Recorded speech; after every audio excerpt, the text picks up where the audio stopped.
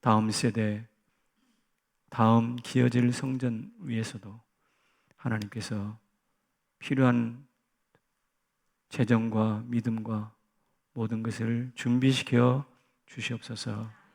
예수님의 이름으로 축복하며 기도합니다. 아멘. 오늘 제목은 별일 다 보겠네 라는 제목입니다.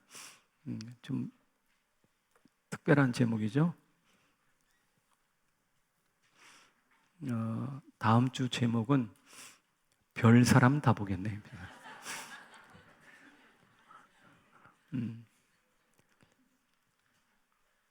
세상에는 별일이 참 많거든요.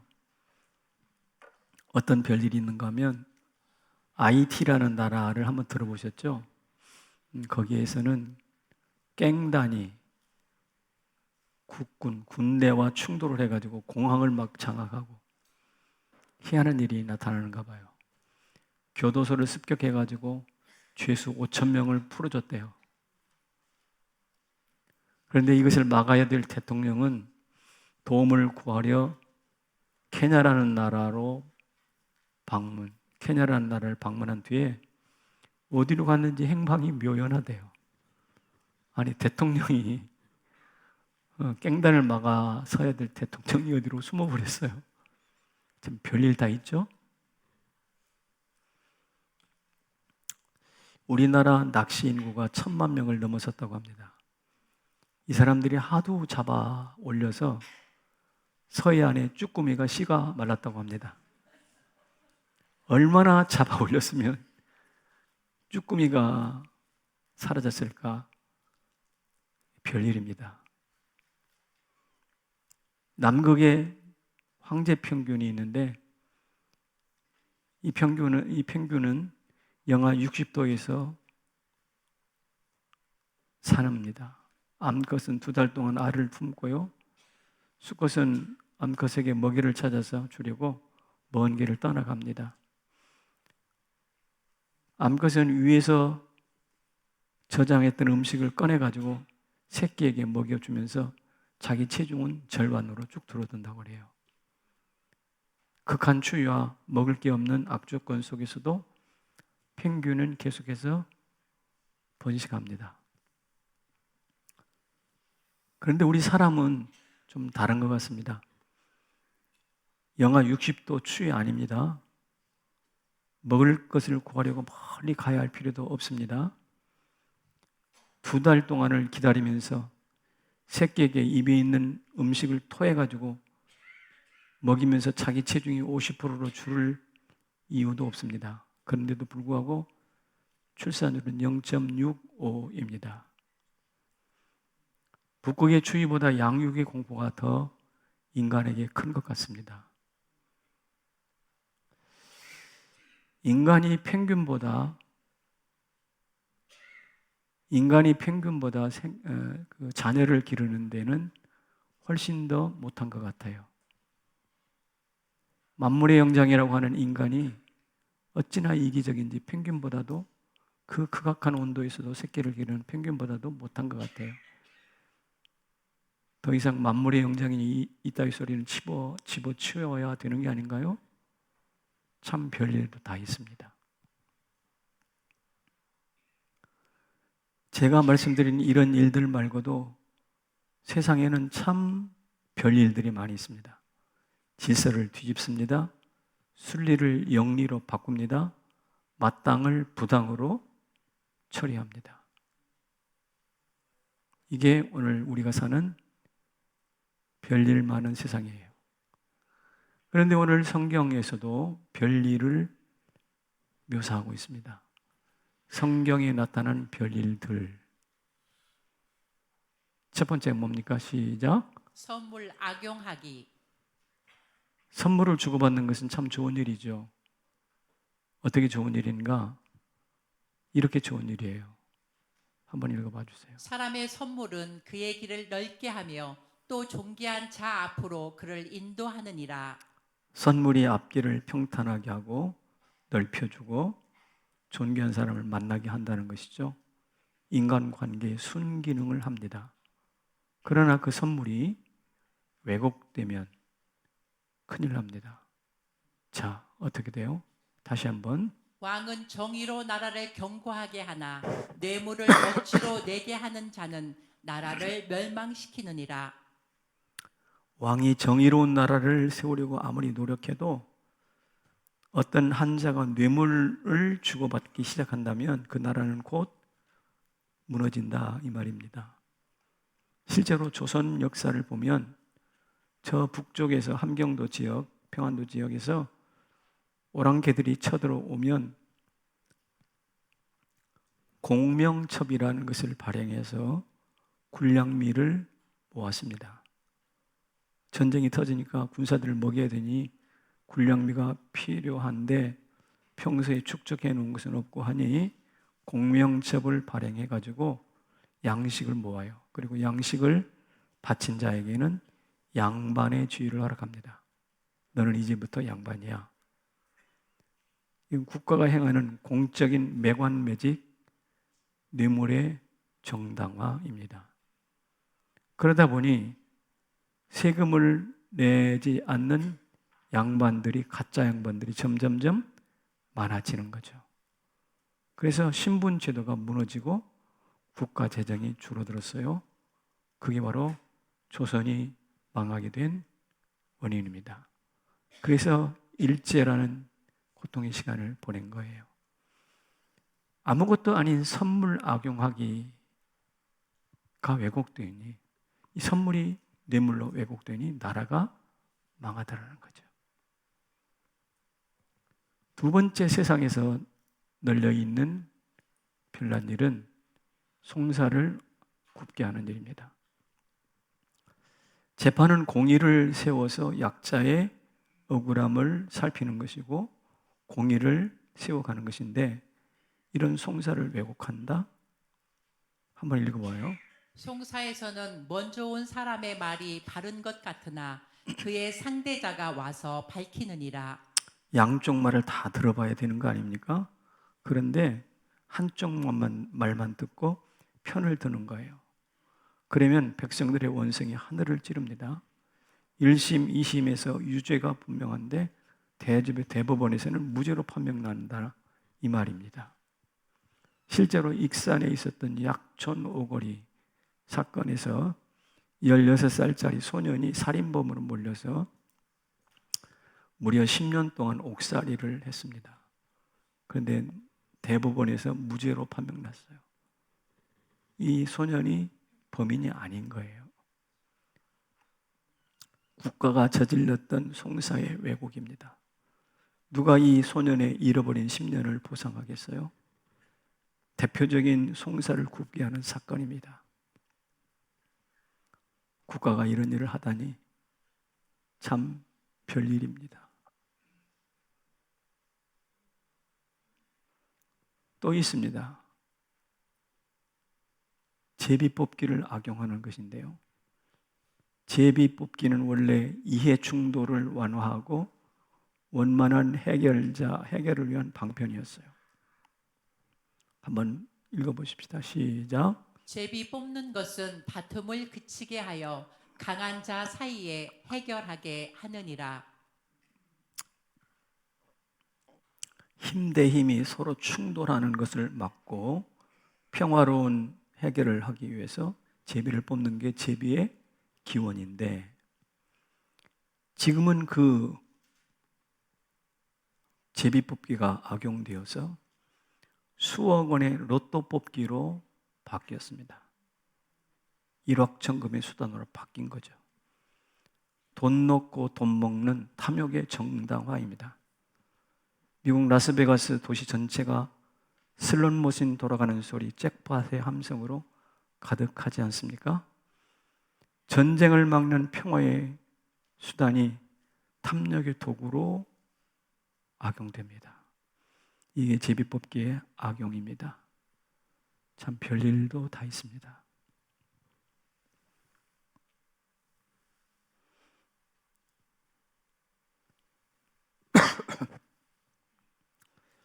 제가 약을 먹고 감기 때문에 조금 몸 상태가 안 좋은 상태니까 좀 양해해 주시면 좋겠습니다. 또 하나 더 말씀드릴게요. 무엇을 포기한다? 결혼 포기하기. 오늘 본문에 보면 이런 말씀이 있는데요. 아내를 얻는 자는 무엇을 얻고 복을 얻고 여호와께 무엇을 받는 자니라? 은총을 받는 자니라. 아내를 얻는 것은 복을 얻고 은총을 받는 자인데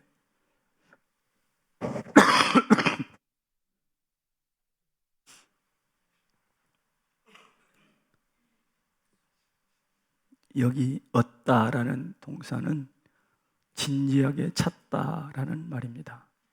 진지하게 찾는 거예요. 아내를 또 남편을. 그런데 요사이 보면 결혼을 포기한 청년들이 참 많습니다.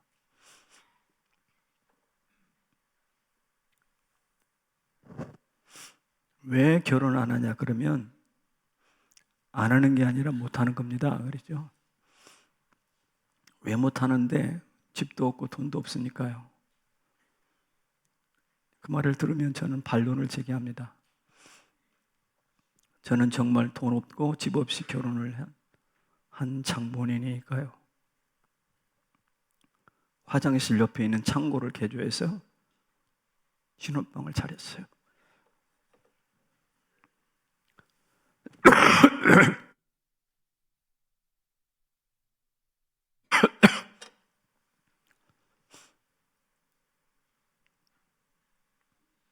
죄송합니다. 집도 없고 돈도 없이 결혼한 제가 볼 때 돈 없어 집 없어 결혼 못합니다라는 말을 하는 사람들은 그런 말들은 택도 없는 어린 반푼어치도 없는 택도 없는 핑계일 뿐입니다. 만약 상대방이 로또 복권을 당첨받은 사람이다 그러면 그래도 안 합니까? 하죠. 그러니까 결국 결혼은 돈 문제였어요. 돈 문제. 아까 펭귄이 영하 60도의 악조건 속에서도 번식을 하는데 인간은 돈 없다고 결혼 안 해. 이 결혼을 포기하는 것은 오늘 본문에 있는 것처럼 아내와 함께 오는 복과 하나님이 주시는 은총을 거부하는 거예요.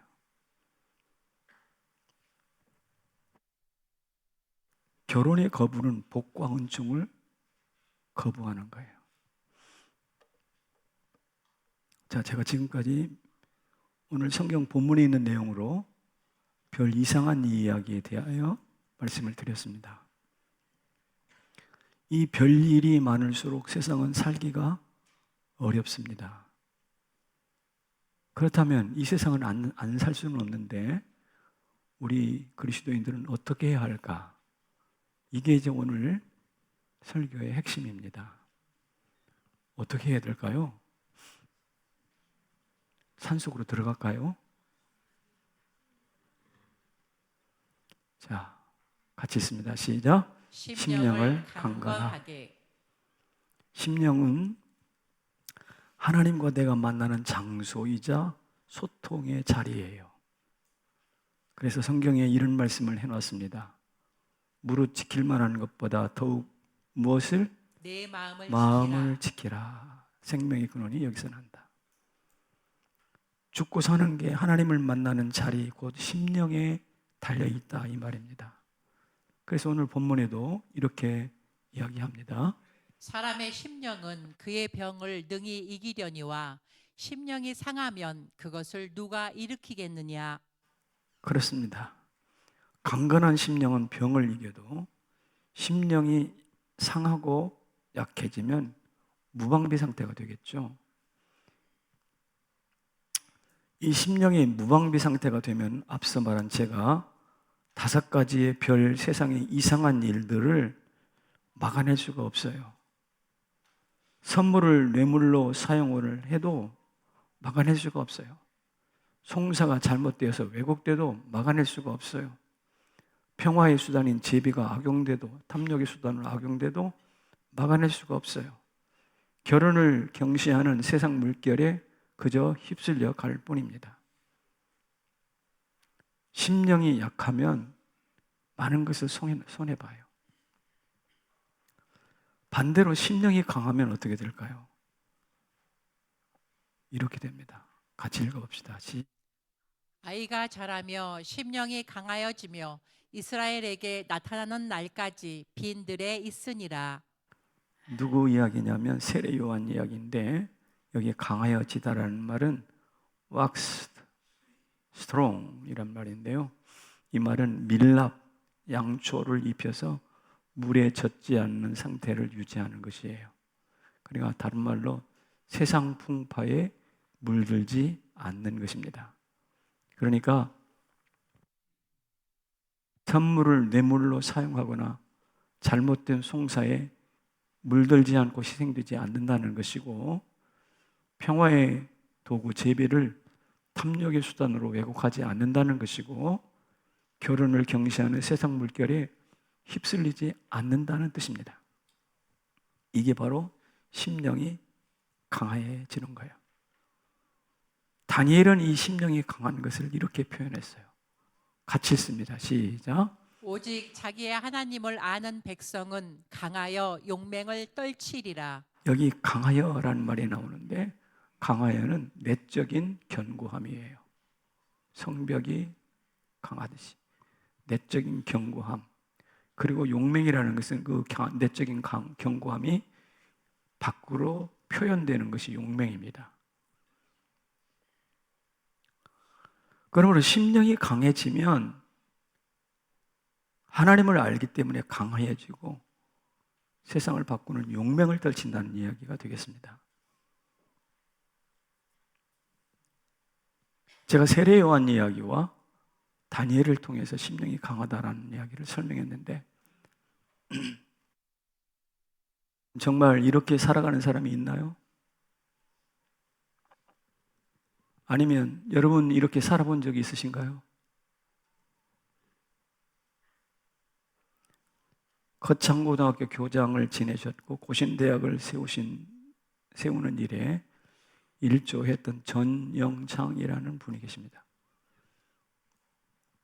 전영창 교장 선생님인데, 이분은 미국 유학을 했던 분이세요. 그런데 6.25 전쟁이 터졌네요. 많은 사람들이 전쟁 피해서 해외로 나갈 수 있었을 겁니다. 그런데 고국에서 전쟁이 났다는 소리를 듣고 그는 한국으로 들어옵니다. 전쟁 중에 부산에서 빈민 구제 사업을 펼치지요. 세상을 거꾸로 사는 심령이 강한 사람이에요. 그리고 오라는 데가 참 많았겠지만 다 거절하고 고등학교 교장 선생님으로 갑니다. 그리고 졸업식 때 남겼던 유명한 전영창의 10계명이라는 것이 있는데, 그 중에 한두 가지 설명할게요. 같이 있습니다. 시작. 직장에 갈 때 내가 원하는 곳이 아니라 나를 필요로 하는 곳을 택하라. 승진 기회가 없는 곳을 택하라. 처음부터 시작할 황무지를 택하라. 가운데가 아닌 가장자리로 가라. 부모, 아내가 반대하는 곳이면 틀림없다. 자, 이런데 갈 마음이 있어요, 없어요? 없죠. 시대에 안 맞는 말일까요? 제가 볼 때 이 사람이야말로 심령이 강한 사람이에요. 아니, 전쟁이 터진 조국에서 국가를 돕겠다고 오는 사람이라면 특별한 사람 아닙니까? 신실한 그리스도인 아닙니까? 이분이 웨스민스터 신학대학원을 졸업하신 분이세요. 그 밑에서 인재가 많이 나왔어요. 거창고등학교는 최근까지 명문고등학교였습니다. 예, 심령이 강한 사람이 명문고등학교를 만들어요. 여기 앉아 계신 여러분, 우리 심령이 강한 사람으로 살기를 축복합니다. 얼마 전 추운 봄바람 중에도 영하로 내려갔던 날이 있었잖아요. 탄천에서 보니까 깜짝 놀랐어요. 반팔하고 반바지 차림으로 조깅을 하더라고. 7, 8월을 제외하고 내복을 벗지 못하는 제가 볼 때 정상이 아니에요. 그런데 참 부러웠어요. 왜? 몸의 건강이 참 부러웠어요. 그러나 몸의 건강보다 더 부러운 것이 있는 심령의 강건함이에요. 심령이 강건하면 인생의 추위와 더위, 고난, 전쟁, 질병까지도 능히 이겨낼 줄로 믿습니다. 그렇다면 어떻게 심령이 강건해질까? 이것을 물어야 되지 않겠습니까? 이것입니다. 다 같이 시작. 음성의 땅 빈들로 가라. 아까 세례 요한에 대한 이야기 했잖아요. 세례 요한이 어떻게 됐는지 읽어보면 심령이 강화해지며 이스라엘에게 나타나는 날까지, 예수님에 대해 증거하기 위해서 요한복음에 나타나는 날까지 어디에 있으니라? 빈들에 있으니라. 빈들에 있다 그랬어요. 이 빈들은 바로 광야입니다. 그렇다면 왜 빈들 광야로 가라고 하는가? 그 빈들에서는 하나님의 말씀이 울려 퍼지기 때문에 그래요. 빈들에 가면 조용해요. 정막강산이죠. 거기 가서 있으면 하나님의 음성이 들린다는 거예요. 실제 광야라는 것은 히브리어로 미드바르입니다. 그리고 마라다라는 것은 다바르예요. 그래서 다바르 마라다는 동사에서 미드바르 명사가 나왔어요. 어원이 같은 겁니다. 구약에서 광야라는 단어는 259번 나와요.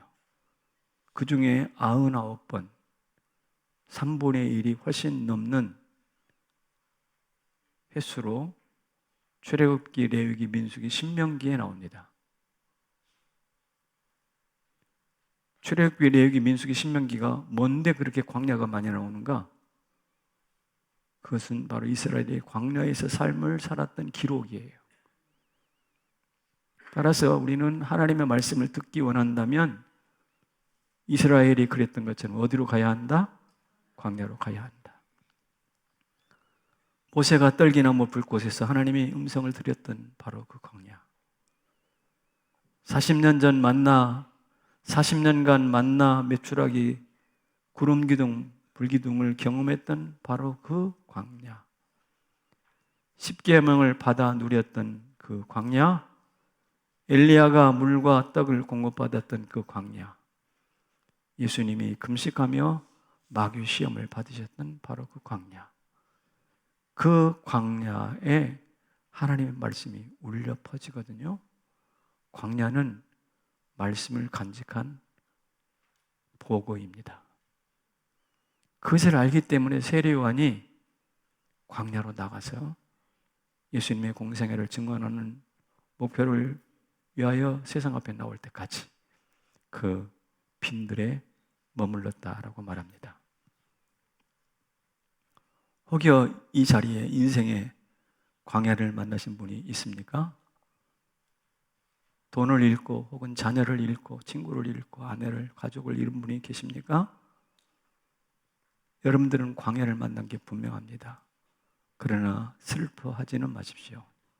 오히려 기뻐하십시오. 오히려 그 자리가 바로 하나님의 음성이 들려오는 자리이고 장차 기적을 만나게 될 자리이기 때문에 그렇습니다. 사랑하는 성도 여러분, 우리가 이런저런 문제로 위축당하고 고통을 당할 때 광야로 나가는 것을 더 회피하는 것 같습니다. 그러나 그렇게 하지 마십시오.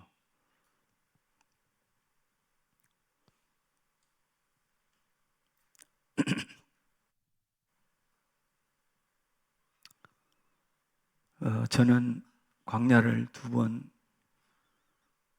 경험했습니다. 물론 다른 경험도 많지만 암이라는 광야를 경험했고 지금 파킨슨이라는 광야를 지나가고 있습니다. 근데 이게 저한테 저주일까요? 저는 그렇게 생각하지 않습니다.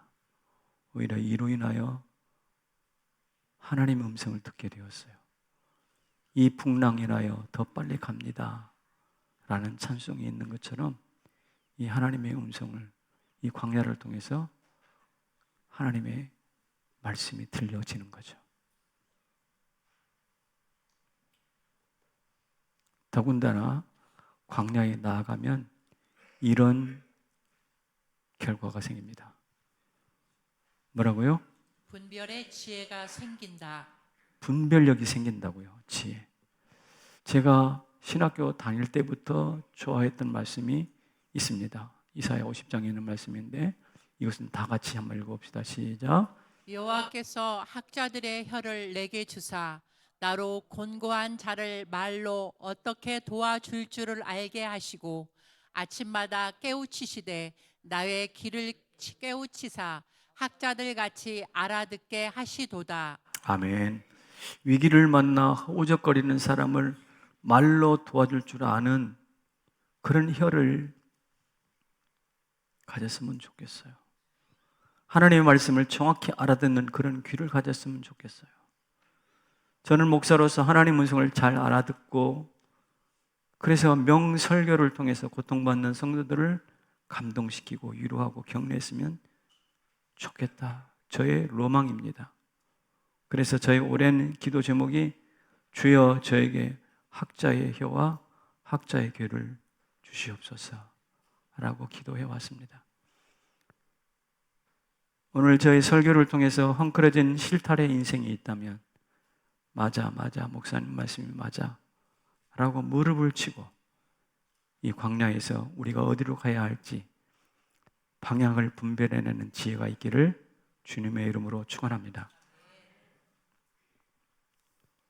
그래서 제가 아까 2개의 광야를 지나가고 있다고 했는데 그로 인하여 저는 겸손해진 것 같습니다. 만약에 그렇지 않았다면 저는 되게 교만했을 것 같습니다. 여기저기 우리 교회를 자랑하고 저를 자랑하고 다녔을 것 같습니다.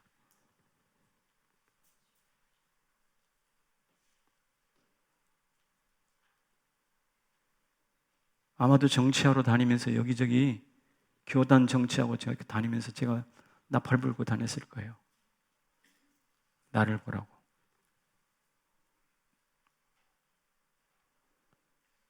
저는 솔로몬에 대한 이야기를 다시 한번 상기시켜 드리고 싶습니다. 같이 읽어볼게요. 시작. 자기를 위하여 장수하기를 구하지 아니하며 부도 구하지 아니하며 자기 원수의 생명을 멸하기도 구하지 아니하고 오직 송사를 듣고 분별하는 지혜를 구하였으니. 무엇을 구해? 오직 송사를 듣고 분별하는 지혜예요.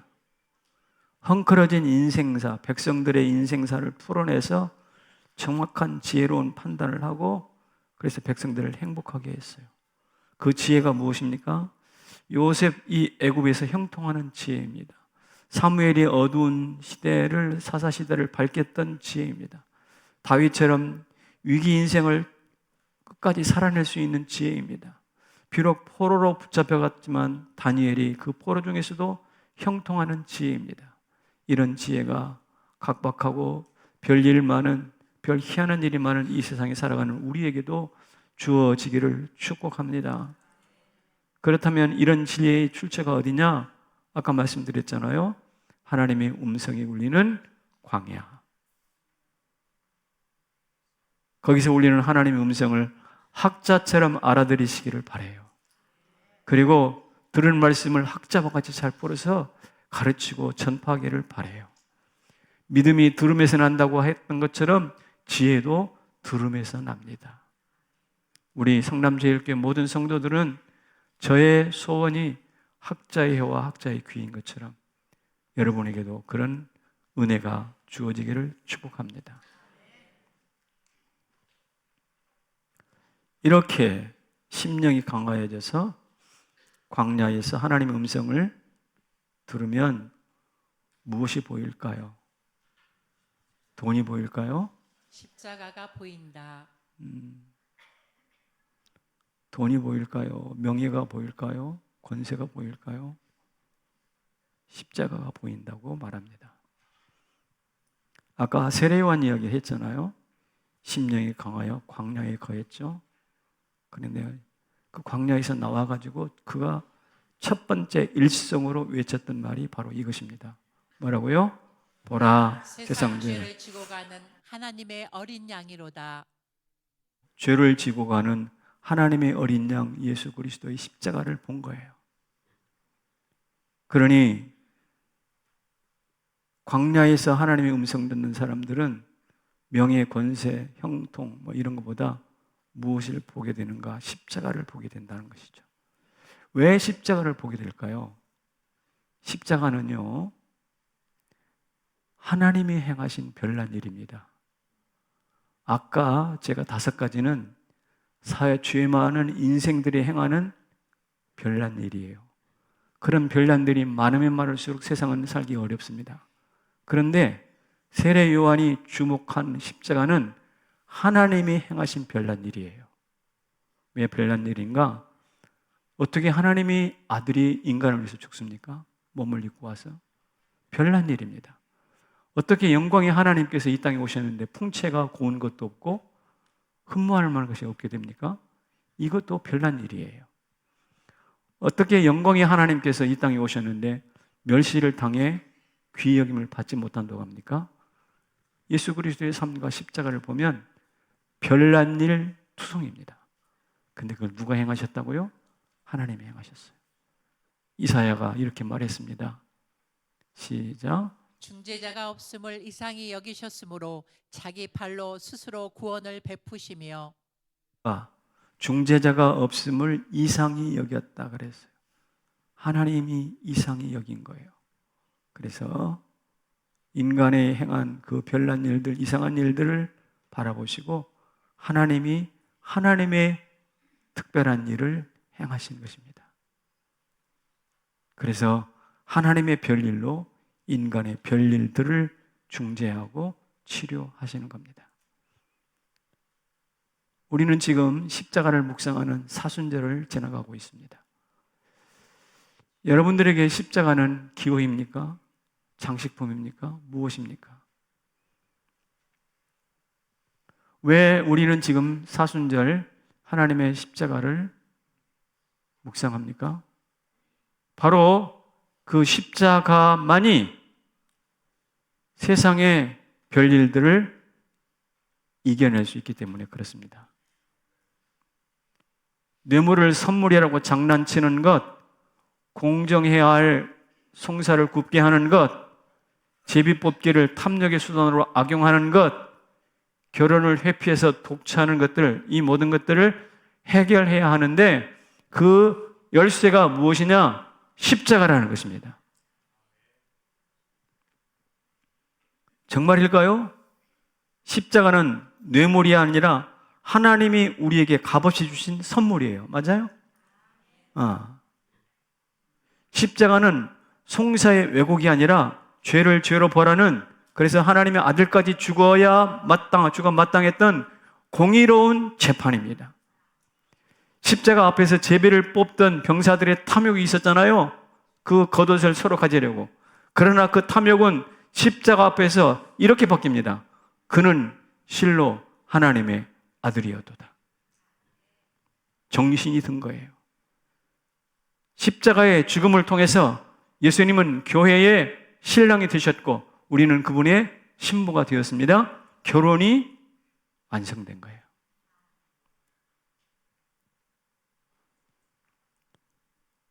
여러분, 광야에 나가서 하나님의 음성을 듣고 하나님의 음성을 들어서 분별의 지혜가 생기고 난 다음에 우리에게 주어지는 것은, 우리 눈에 보이는 것은 형통, 권세, 돈 아니고 십자가라 이거죠. 그 십자가는 인간이 왜곡시켜 놓은 것을 다시 정상화할 것입니다. 인간이 왜곡시켜 놓은 재판을 다시 정상화시킬 것이란 말이죠. 그래서 제가 여러분에게 이렇게 말씀드리려고 합니다. 같이 큰 소리로 읽겠습니다. 시작. 십자가로 세상 별 일들을 청소하라. 뭐하라? 청소하라. 청소하라. 청소하라. 종교별 범죄율을 보니까 불교는 30명당 하나가 범죄가 죄인이 나온대요. 개신교인은 40명당 하나가 죄인을 낳는데요. 카톨릭은 100명당 하나가 범죄를 한다고 그래요. 그러니까 종교별로 보면 카톨릭이 제일 범죄율이 낮아요. 그 다음에 기독교, 개신교하고 불교가 거의 비슷합니다. 매우 불편한 통계입니다. 이 말은 무슨 말이냐면 우리가 십자가로 세상의 별난 일들을 청소하지 않았다는 뜻이에요.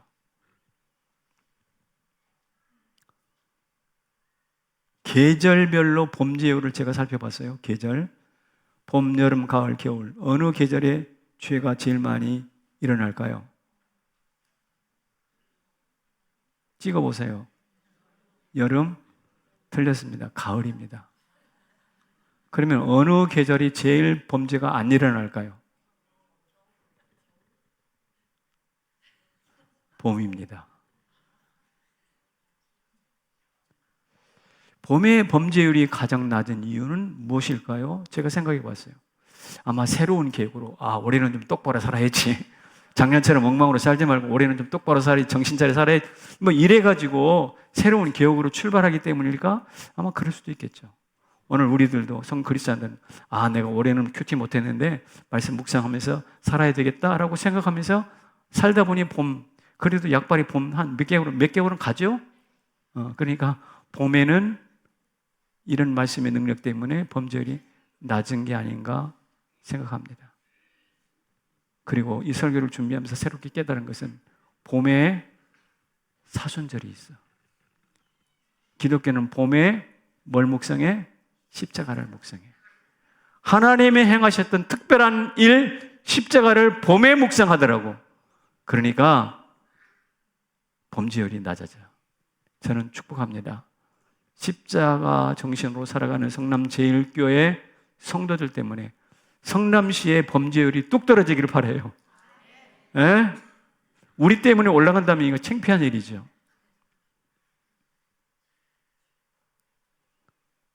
그래야 계절에 관계없이 범죄율이 떨어지는 건데. 그래서 제가 말씀드립니다. 십자가로 세상 별일들을 청소하자고. 그리고 십자가 정신으로 성경이 말씀하셨던, 하나님이 행하셨던 그 십자가의 별일을 우리도 행하자고. 이 설교를 준비하면서 생각합니다.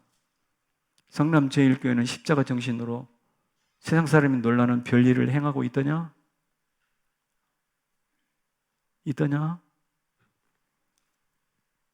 그렇게 싹 자신이 없었어요. 다만 몇 가지를 생각해 봤습니다. 그래도 꽤 큰 교회치고 우리 교회처럼 주차장이 없는 교회가 거의 없어요. 그런데 없는 주차장을 밀어버리고 거기다가 아이들이 놀이터를 만들었어요. 그래서 평일날 와보면 예수 안 믿는 아이들, 지나가는 아이들 놀이터입니다. 제가 귀가 따가울 정도로. 이게 십자가 정신으로 행하는 별일이 아닐까요? 청소년들을 유럽과 미국으로 내보내서 세상 보는 눈을 열어주고 있습니다. 한 번 갈 때마다 적어도 7천만 원에서 1억 가까운 재정이 소요됩니다. 십자가의 정신이 있기 때문에 할 수 있는 일이라고 생각합니다. 교회 밖에다가 청년들을 위한 피턴하우스 그리고 청년 공감이라는 공간을 운영합니다. 피턴하우스에서는 지금 저 지방에서 올라온 우리 교회 청년들이 거기서 하숙이 아니라 자취? 스스로 밥해 먹고 살고 있어요. 가장 저렴한 비용을 지불할 뿐입니다. 저 청년 공감, 건너편에 있는 공감은 청년들이 많이 활용합니다. 심지어 요 성남 CCC 대학생 성부요. 그 친구들도 미리 예약을 해서 와서 쓰고 있다고 합니다. 거리 청소, 마트 페스티벌, 야시장, 동네방네, 투표를 독려하는 캠페인, 이 모든 것들을 가만히 생각해 보니까 십자가 정신으로 하는 것은 분명해요. 저는 약한 목사가 강한 교회를 만들 수 있다라는 별 희한한 목회 철학을 가지고 있습니다. 약한 목사가 강한 교회를 만들 수 있다. 믿어져요?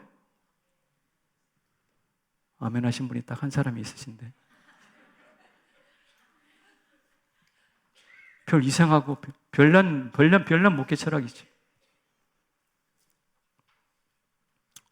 제 방에는 아이들이 좋아하는 초콜릿하고 사탕이 있습니다. 제가 왜 그것을 가지고 있는가? 우리 교회 어린아이들이 목사님 방에 와서 초콜릿 얻어먹었던 추억을 심어주고 싶어요. 이 자리에는 제 방에 들어오지 않은 분들이 태반일 거예요. 5년이 지나가도 10년이 지나가도 제 방에 안 들어옵니다. 그만큼 그 담임 목사 방이 문턱이 높아서 그런 걸까? 그것은 제 잘못입니다. 그러나 다음 세대에게 그렇게 그런 생각을 심어주고 싶지는 않아요. 그래서 제가 꿀단지를 다 마련을 했어요. 그리고 아이들이 지나가다가 출출하고 생각이 나면 얼마든지 문을 확 열고 들어와서 목사님 주세요 라고 손을 내밀 수 있는 교회, 그런 목사면 얼마나 좋을까요?